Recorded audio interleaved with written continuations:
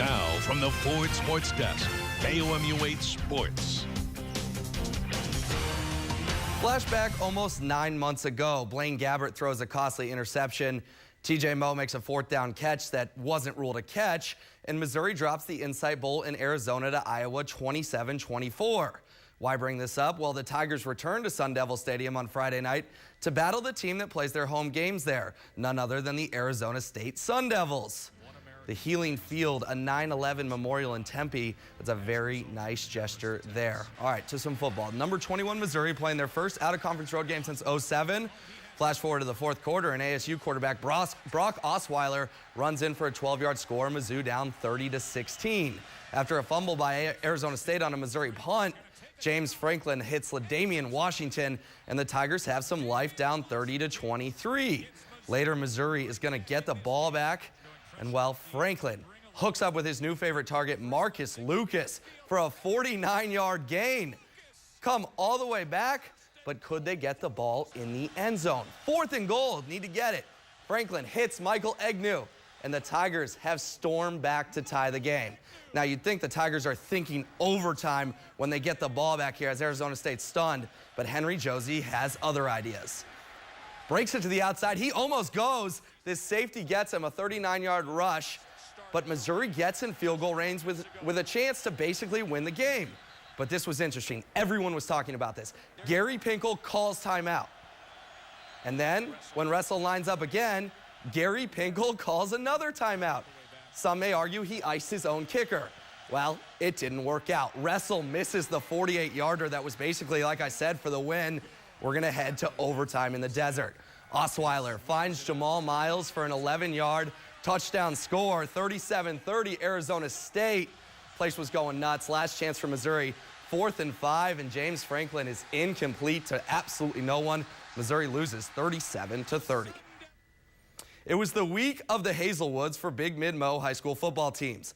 Last night, Rockbridge took care of Hazelwood Central, and Jeff City rolled Hazelwood East. Today, it was Hickman's turn as they traveled to Hazelwood West. What I see in this room,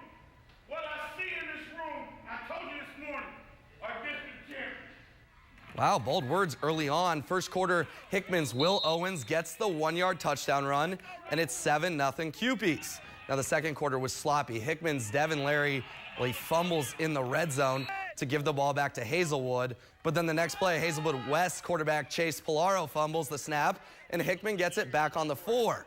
Then a penalty pushes Hickman back, but then Logan Fitch throws a touchdown pass to Jake Cohen, and that one's called back, another penalty, littered with yellow flags. Finally, though, in the quarter, Fitch with the touchdown pass to Alex Key, 13-0 Cupies, and still first half, a nice catch pass, Fitch to Latrell Prince, and Hickman wins 27-9. Iowa State's most natural rivalry lies outside of the Big 12, but within its own state. Cyclone fans have had little to cheer about the last 2 years, though, as Iowa has drubbed Iowa State by a combined score of 70-10. Today's game was a lot closer, and we'll take you all the way to the end. Triple overtime, and the Cyclones with a chance to win it. James White in the backfield. Option read. White's got the corner. Touchdown! Iowa State wins! Wow, Iowa State takes the Cy-Hawk Trophy, and sheer bedlam in Susan Ames. Fans storm the field, and Iowa State earns bragging rights for this year. All right, the trendy pick in the NFC West this year, none other than the St. Louis Rams. The Rams, though, will have to deal with the self-proclaimed dream team, the Philadelphia Eagles, in Week 1. Rams players are showing respect for their first opponent. They're one of the elite teams in the National Football League, so it's definitely going to be a size of seeing where we're at as a young team and as a franchise coming back. Going through a whole season last year, I know my routine, I know what I need to do. I know what I need to do to help get guys in this offense ready to go, and I think my overall comfort level is just a lot higher. All right, head to the other side of the state where the Kansas City Chiefs are coming off their first playoff season since 2006. The schedule, though, appears much more daunting in 2011 than it was in 2010. Week 1, though, on paper, not so much. The Chiefs welcome in the Buffalo Bills, who are coming off their 6th consecutive losing season. But they did play the Chiefs tight a season ago.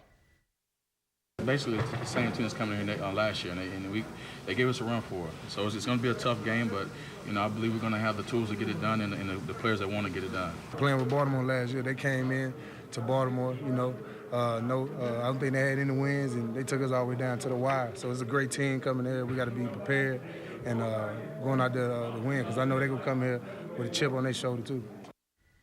All right, 1 week from tonight, the chase for the Cup gets going in NASCAR, and Carl Edwards will have a spot in the field. Where he is, though, remains to be seen. Edwards qualified 8th yesterday afternoon at Richmond. He currently sits 3rd overall in the Sprint Cup standings. We will have full highlights of the race coming up on KOMU8 Sports at 10. That's sports. Let's go back to the news desk with Jake and Caitlin. Thanks, Will. A race that takes right